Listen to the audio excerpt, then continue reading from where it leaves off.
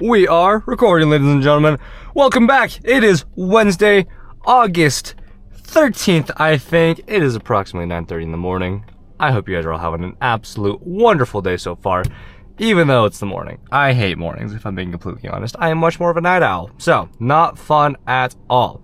But we have things we gotta go do. We gotta go to work, which is not as exciting, but it's fine.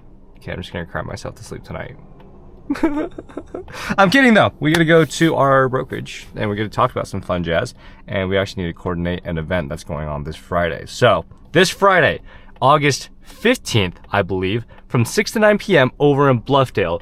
If you guys know where 8080 is at, it's there. All right, I'll put up the flyer somewhere here on the screen that you guys can see.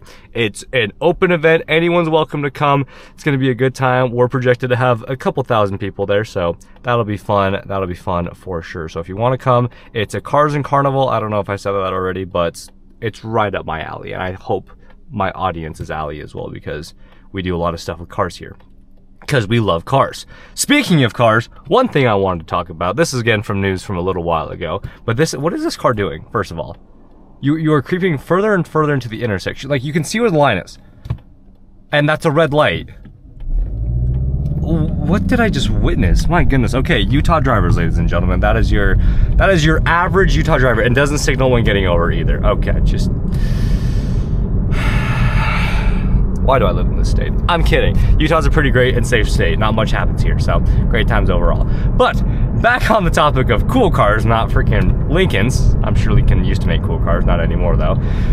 Koenigsegg has their electric motor that weighs like 80 pounds or something like that. And I don't remember how much horsepower it makes, but it makes a stupid amount of horsepower. So that's kind of dope, honestly. I don't exactly know what they're using it for. I think they might have already put it in something like the Gemera or something. I don't fully know if they've like utilized it by putting it in something quite yet. But I'm looking forward for like if they make like a Rimac Nevera rival, if that makes sense. Because, you know, Rimac Nevera is setting all these records and things like that. Although I think Koenigsegg did actually just take back the 0 to 400 to 0 record from the Nevera like 2 days ago or something like that. Oh, that's a cop right there. We are going 43. Okay, we're good. We're chilling. He can't pull me over for that. Okay, well, he can technically, but like if he does, he's dumb. All right, is he gonna get me? He doesn't even have his gun out. We're perfect. We're chill, bro. Freaking, I hate speed traps with a burning passion. They piss me off. Anywho, though, I forgot what we were talking about. Koenigsegg and the Gemera and the engine, not the engine, the electric motor. But yeah, it'd be really cool to see if they made a Rimac Nevera rival. I don't think they're going to, because I think Christian von Koenigsegg was like, we're sticking to making, I don't know why he's Russian. He's not Russian, but excuse my accent. We are going to make combustion engines for as long as possible. Kind of like what Ferrari said. We are going to make them, I think that's what Ferrari said.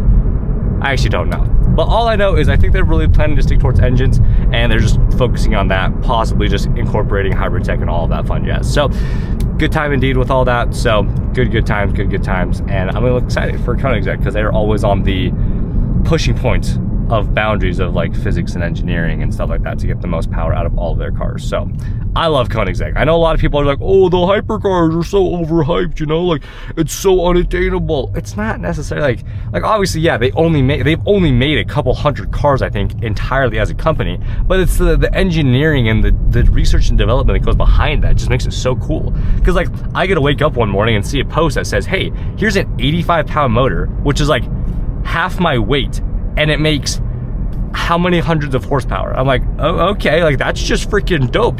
Thumbs up for me, you know, as a car guy. Like, even though it's an electric motor, like that's just freaking awesome. Like, as much as we hate to admit it, like hybridization is the future. We're not really gonna be getting away from that anytime soon, unfortunately, because we have things like the SF90, the Revuelto, Aston Martin just released the Valhalla that has it's a twin turbo V8 with the hybrid tech to it. I don't actually know. Is the Valkyrie a hybrid too? I actually don't know. No. The Valkyrie is a naturally aspirated V12. That's what it is. But yeah, so I mean, we're not really getting away from hybridization, unfortunately. So as much as you diehard fans of engine, I get you. Okay, I love it. Like the Valkyrie, naturally aspirated V12. It's freaking dope. Don't get me wrong. But unfortunately, we're not really going to be able to escape having some electrification. And it just makes sense too, because the performance gains are just absolutely crazy. Like, if you think about it, from the SF90 or from the SVJ, the Aventador, to the Revuelto, which replaced it, like the power gains are absolutely insane, and it just helps so much with like daily ability, and you can just use it as a car instead of like, all right, I have to like work to drive this thing. So unfortunately, that's the direction we're going. But nonetheless, it's still gonna be cool. And I'm looking forward to the future of cars and all the engines that they're gonna make and hopefully keep. It's kind of like the same thing with Formula One, but that's another video that we'll get into another time, potentially tomorrow if you guys would like. But we'll leave it there. I hope you guys have an amazing rest of your day. As always, I'm a real estate agent here in Utah as well. So if you're looking to buy, sell, rent, invest, let me know, because I also work for a property management company and we'd love to manage your properties. So let me know. If you have any questions, comment down below. We'd love to help you out in any way, shape, or form. But you guys have a great rest of your day, and I'll catch you guys in the next one. Peace!